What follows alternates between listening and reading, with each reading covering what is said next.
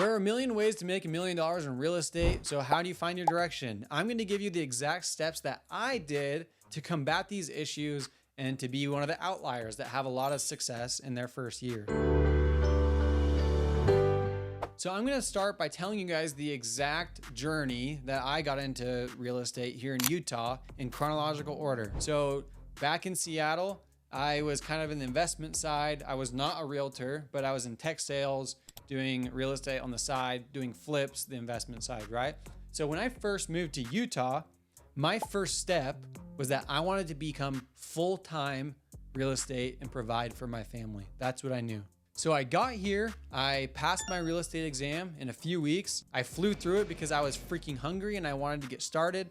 And then here's what I did next, and make sure you take notes on this. I went into Facebook groups and I posted in there, hey, I just passed my real estate exam. I'm looking for a broker that can help me get into my next steps.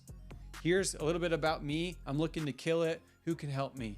Now, I did this on purpose. I knew that the floodgates were going to open. I knew that everyone and their mother were going to reach out to me saying, hey, join me, join me, join me.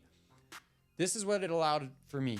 It allowed me to talk with people who I wanted to, that I probably otherwise couldn't if they didn't know I was looking for a new brokerage. So I took advantage of that. I interviewed 12 plus brokerages that I thought could help me. And I was very specific about who I wanted to choose. My 2 requirements on the brokerage that I wanted to choose is number 1, their lead flow needed to be very, very good. I didn't have a database here in Utah. I didn't have leads flying towards me, although I wish I did.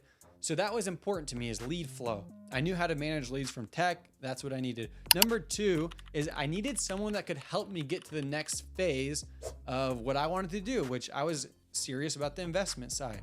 So I ended up finding one of the top teams in Utah that could, 1, provide me a lot of leads, and 2, there was an agent on the team that I respected as an investor. And I thought, I can work with this guy. We can do some great things. Great fit. I joined their team and it went wonderful. In the first 3 months of that team, I put $6 million under contract and closed, right? So it was wonderful. So the important thing to note here is, how did I do that? How did I get $6 million in my first 3 months? Well, this is what you need to focus on.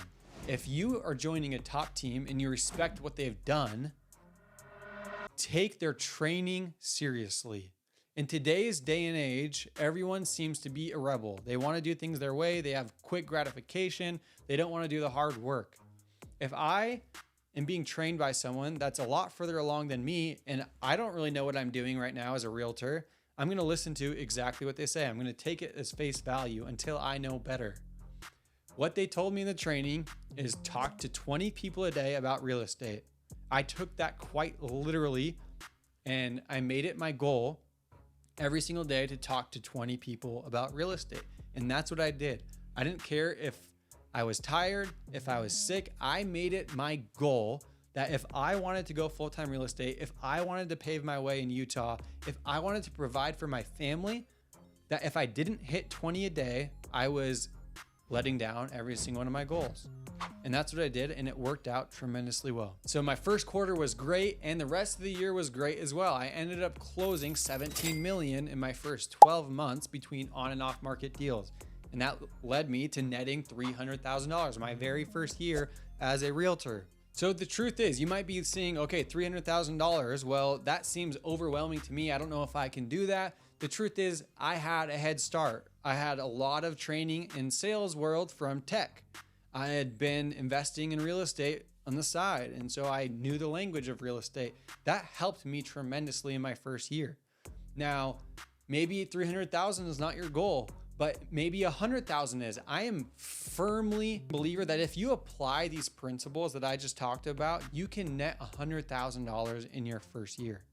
So let's go over what action steps can I do to net $100,000 in my very first year as a realtor. And we'll even include, if you're trying to reset your business and you want to net $100,000, here's exactly what I would do. Number 1 is find the top producing teams in your state that have a ton of lead flow. Keep in mind, this is only applicable to those that are willing to go full-time. These top teams rarely take part-time agents because they invest a lot in leads. If you want any ideas on the top teams in Utah, make sure you reach out to me. I can introduce you to the top teams. Number 2 is pick a niche and lean heavily into that. I chose the investment world because that's where my background was in. You can find any niche in the real estate world, but if you do everything, it's going to be a lot harder to build. You can be first-time home buyers, relocation, divorce specialist, the list goes on and on. Find something that you can get really good at and hone in on that. That'll help your prospecting, that'll help your marketing, your social media brand, everything. Number 3 is write down your goals and take actionable steps. I talk about the 20 people a day. Every single day in my planner, I'm tallying the 20 people that I'm talking to and I'm writing down their names because I didn't want to tally the same person twice. This was not about being accountable to anyone else besides myself. And so I was very serious about it. And I recommend you write down your goals and take it serious. And number 4, probably the best advice that I can give you is stop freaking making excuses. The victim mindset will kill you in your business faster than anything else. When it comes to prospecting, that's probably the biggest thing that I'm talking about, making excuses, right? If you have a prospecting plan, whether it's 3 months, 6 months, find something that works for you and stick to it, and don't let those excuses creep in your head. I have a saying that I ignore my excuses so that I can win my day. I don't want to wake up at 5:30, but I know that it'll help me in my journey, in my routine, etc. Ignoring your excuses is absolutely massive to winning your day. So I challenge you to do that. I genuinely hope that there was something in today's video that you could apply to your business to kill it. I genuinely hope that you do. Make sure you like, make sure you subscribe, and listen.